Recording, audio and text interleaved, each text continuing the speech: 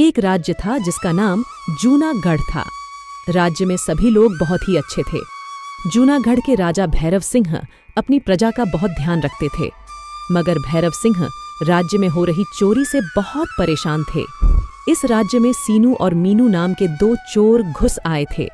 यह दोनों जिस नगर में जाते वहां कई महीनों तक रहते और चोरी करते। दिन में ये दोनों इधर उधर घूमते और रात में दोनों चोरी की क्यों ना राजमहल में सेंध मारी जाए। सुना है महल में बहुत सोना चांदी भरा पड़ा है। महल में सोना चांदी के साथ सिपाही लेंगे तो उठाकर काल कोठरी में डाल देंगे, समझे? अरे इतना क्यों डर रहा है, एक बार चलकर देख लेते हैं क्या होता है। क्या पता कोई अच्छा हाथ लग जाए तो जीवन सफल हो जाएगा। हाँ। महल में अगर किसी ने पकड़ लिया तो नहीं यार, तुम ही जाओ, मैं ना पड़ता इस झमेले में। हाँ, तुमको चलना है कि नहीं, मगर ध्यान रखना जो भी मिलेगा वो मेरा होगा। हाँ, लेकिन राजमहल में चोरी कैसे की जाए? यहाँ सुरक्षा में पहरेदार 24 घंटे तैनात रहते हैं। जाओ, एक लंबी रस्सी, एक बड़ी सी चादर, लोहे की कीलें और हथौड़ी लेकर आओ। जाओ। मगर इनसे तुम करने क्या वाले हो? अरे लेकर चलो महल की तरफ, वहीं बताऊंगा तुमको कि क्या करना है। चलो लाओ, चादर मुझे इधर दो, मैं बताता हूँ तुमको क्या और कैसे करना है। ठीक है, बताओ भाई। तुम इन कीलों को दोनों दीवारों के सहारे चादर के चारों कोनों में गाड़ दो, जिससे हम उछलकर दीवार के ऊपर जा सकेंगे। ठीक है, लेकिन जो भी करना है होशियारी से करना है। सुना है राजमहल के सिपाही बहुत ज्यादा तेज हैं, देख लिया ना तो कहीं कुत्ते ना छोड़ दें। देखो, करो जो कहा है। सोना चाहिए कि नहीं? कर तो रहा हूँ, वरना यहाँ क्यों आता, मरने के लिए? हम इस चादर की मदद से ऊपर पहुँच जाएंगे और फिर महल के अंदर।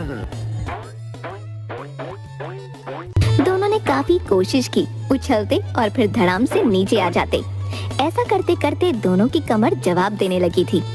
भाई, मेरे से नहीं होता है, बार बार ऐसे उछलना, मेरी कमर। कुछ और भी सोचना पड़ेगा, ऐसे काम नहीं चलेगा, इस तरह से तो हम नहीं चढ़ पाएंगे। एक काम करो, इन कीलों को निकालो, इन्हें दीवार पर गाड़ कर ही ऊपर चढ़ते हैं। बुद्धू हो क्या? इन कीलों को दीवार में गाड़ते हुए इतनी आवाज होगी कि सारा राजमहल जाग जाए। महल के ऊपर जो घड़ी लगी है वो समय बताने के लिए हर घंटे बजती है। इस घंटे की आवाज में हथौड़े की आवाज दब जाएगी और किसी को पता भी नहीं चलेगा।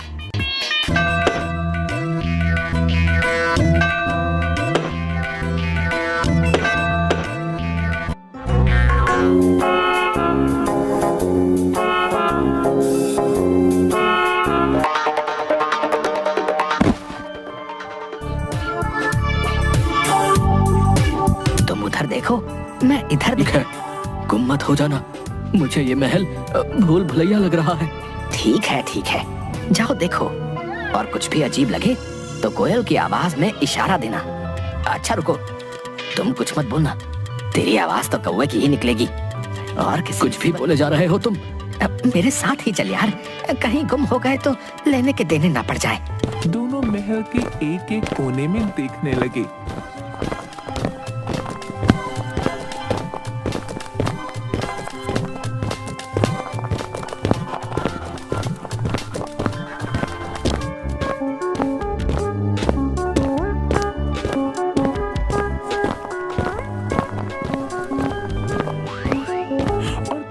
बाद एक बक्सा जो कि कमरे में रखा था उसे लेकर रफू चक्कर हो गए। अगले दिन जब भैरव सिंह को चोरी का पता चला तो उसे ये जानकर बड़ी हैरानी हुई।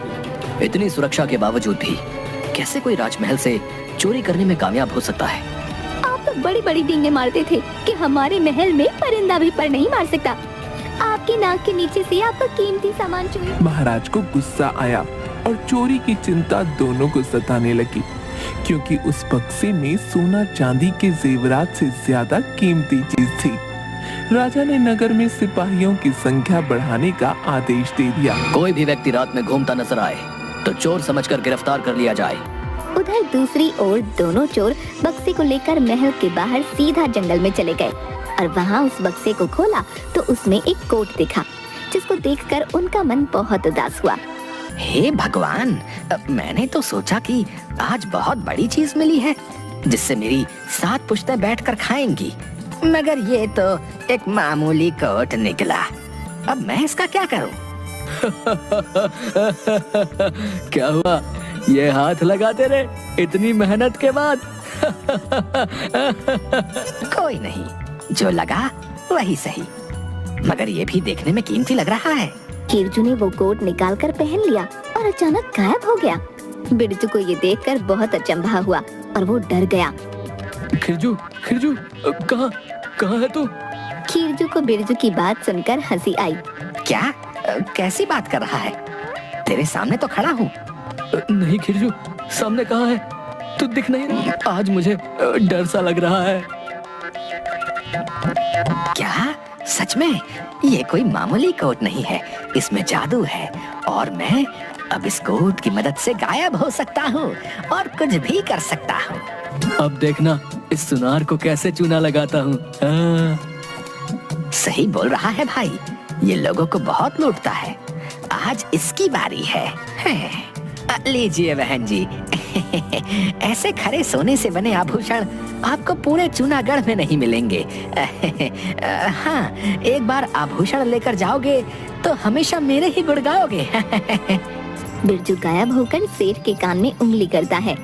अबे हट, अबे कौन है? क्या हुआ जौहरी जी? अरे कुछ नहीं, कुछ नहीं, कुछ कान में चला गया था। आप आभूषण पसंद कीजिए। बिरजू दोबारा एक बार उसकी कनपटी पर चपाट लगाता है। अबे कौन है यार? किसने मारा मुझे? सामने आओ। अरे जौहरी जी, क्या हो गया? अब आपकी तबीयत सही नहीं लग रही, आप आराम करिए, हम लोग कल आते हैं। अरे नहीं नहीं, सब ठीक है। वो ऐसा लगा किसी ने मुझे जोर से मारा। रुकिए तो, आप आभूषण तो लेते जाइए। मेरे ग्राहक भाग गए। क्यों बे, आज शेर को 1.25 शेर मिल ही गया ना।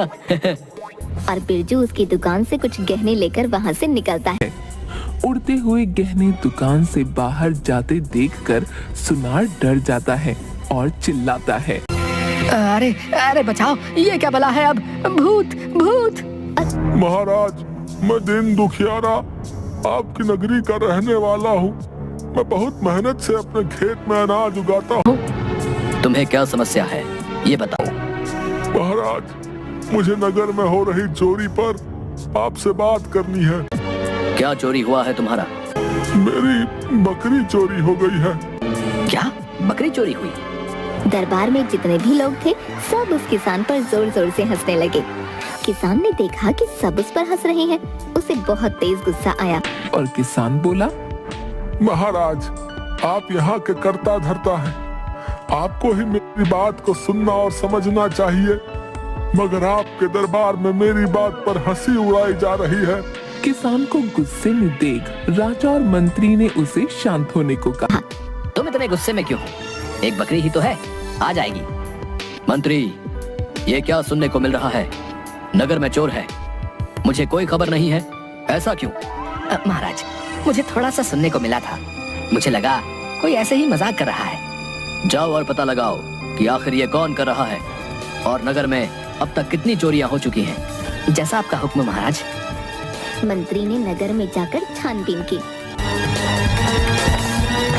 चोर इतनी सफाई से चोरी करता है कि किसी की पकड़ में नहीं आता है। सभी का मानना है कि वो किसी की आंख से काजल चोरी कर लेगा तो भी किसी को भनक नहीं लगेगी। मंत्री ने सारा हाल महाराज को बताया। महाराज अपनी बीती किसको सुनाए कि उनके महल में खुद ही चोरों ने चोरी की है। मंत्री जी, कोर्ट की वजह से चोर चोरी कर पा रहा है और किसी को पता नहीं लगता है। चोर को पकड़ने की मेरे पास एक योजना है। अपने 4 पहलवानों को बुलाओ। मंत्री जाकर 4 पहलवानों को लेकर दरबार में आता है। सुनो, आप लोग मेरे खास लोगों में से हो, मैं आपसे ही बोल सकता हूँ। महाराज, हमें यहाँ बुलाने का क्या कारण है? आज्ञा दें। वैसे भी बहुत दिनों से किसी को पीटा नहीं है, आज हाथ थोड़ा साफ हो जाएगा। नहीं नहीं, किसी को मारना नहीं है, मैं हिंसा के विरोध में हूँ। बस आप लोगों के भरोसे मैं चोर को पकड़ना चाहता हूँ। राजा ने सबको योजना समझाई और फिर राजा ने सबको रात में महल में रुकने के लिए कहा। आज आप सभी यहाँ रुक जाएं और आराम योजना के अनुसार रात को ही सबको काम करना है। ठीक है, मैं इन सब के रहने का इंतजाम करता हूँ। ठीक है, जाओ। गांव में शोर हो गया कि राजा ने कुछ पहलवानों को महल में रखा है। राजा ने कुछ कीमती चीजों की रखवाली के लिए उनको बुलाया है। एक चौपाल में बैठकर गांव के लोग यही बात कर रहे थे। पता नहीं अब क्या होगा, राजा ने इनको क्यों बुलाया है? क्या फायदा, चोर पिछली बार की तरह फिर चोरी कर ही लेगा। ओए नहीं तो क्या, पिछली बार भी इतनी कड़ी पहरेदारी करवाई थी, फिर भी चोरी हो गई थी। ऐसा नहीं है बच्चों, मैंने भी इसी गांव में अपनी उम्र बिता दी। राजा अपनी रक्षा करना जानता है, समझे? खीरजू यही सब सुन रहा था। राजा ने अब ऐसा कीमती क्या अपने महल में रखा है जो मुझे नहीं पता? मैंने तो आखिरी बार सब देख लिया था। अरे तुझे क्या मुश्किल है, तेरे हाथ तो जादुई कोट लगा है। अब तो कुछ भी कर, किसी को क्या पता लगेगा। अब ये बात मेरे स्वाभिमान की है। आज जाऊंगा और राजा का ये घमंड भी तोड़ दूंगा। राजा ने पूरे महल में अंधेरा करवा दिया था, क्योंकि राजा को पता था चोर क्या सोचकर ये आएगा और उसको कैसे पकड़ सकते हैं। राजा ने अपने सिपाहियों से कहा, सब लोग जाकर अपना अपना एक कोना पकड़ लो। आज वो चोर जाना नहीं चाहिए। ठीक है महाराज, मगर इस अंधेरे में कैसे पकड़ेंगे उसे? हमको कुछ नहीं दिख रहा है। वो तुम लोग मुझ पर छोड़ दो और जाकर अपनी जगह पर खड़े हो जाओ। खीरजू और बिरजू उस कमरे में आए, मगर बहुत अंधेरा होने से उन्हें कुछ सही से नहीं दिख रहा था। भाई, तुमको कुछ दिख रहा है क्या? नहीं बड़े भैया, इस अंधेरे कमरे में क्या कोई कीमती चीज होगी। हम दोनों को किसी और को ही निकालने आना पड़ जाएगा। डर सा लग रहा है। एक काम कर, गाना गाते हुए चलते हैं, दोनों को डर नहीं लगेगा। क्यों, आपको डर लग रहा है क्या? इतने बड़े होकर डर रहे हो? आपको तो कोई देखेगा नहीं, मगर इस गाने से मैं तो पकड़ा जाऊंगा ना। चुपचाप चल, कुछ नहीं होगा। अरे पगले, मैं हूँ ना। आप हो तभी तो डर है। आपको यहाँ आना ही नहीं चाहिए था। ज्यादा लालच अच्छा नहीं है। दोनों डरते हुए गाना गाने लगे, क्योंकि अंधेरे से दोनों को डर लग रहा था। अब क्या, सब लोग उनको पकड़ने की राह देखने लगे। मगर जैसे ही राजा ने चांद की रोशनी को शीशे की मदद से कोट पर मारा, तो कोट पर से भी रोशनी निकलने लगी, जिससे राजा को पता चल गया। तभी उसने चोरों को पकड़ने का आदेश दिया। पकड़ो पकड़ो, ये चोर ही है और ये मेरा कोट पहन के ही आया है। क्या कहा?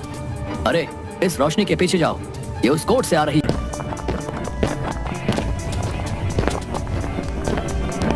पहलवानों ने रोशनी के चलते उस खीरजू को पकड़ लिया। मैंने पकड़ लिया है। पकड़ लिया है। इसका मुंह तो देखो कौन है जिसने हमारे महल में घुसने देखो की। कौन है नामुराद जिसकी इतनी हिम्मत हुई ऐसा करने की। राजा, रानी और बाकी सब खीरजू को देखकर काफी नाराज हुए कि इसने ऐसा क्यों किया। खीरजू को पकड़े जाने पर अपनी करनी पर पछतावा हुआ। फिर उसने राजा से माफी मांगी। मुझे माफ कर दीजिए, मुझसे गलती हो गई। नहीं, हर गलती की एक सजा होती है। तुमको भी तुम्हारी गलती की सजा मिलेगी। मैं हर गलती की सजा चुका दूंगा, मगर मुझे इतना बता दो, आपको कैसे पता चला कि कोट मैं पहन कर आया हूँ? मेरा वो कोट जादुई है। ये तुमको चुराने के बाद पता चल ही गया होगा। मुझे ये कोट मेरे पिताजी से और मेरे पिताजी को ये एक जादूगर से मिला था। ये कोई मामूली कोट नहीं था और कोई गलत इस्तेमाल ना आए, इसलिए हमने इसे तहखाने में रखा था।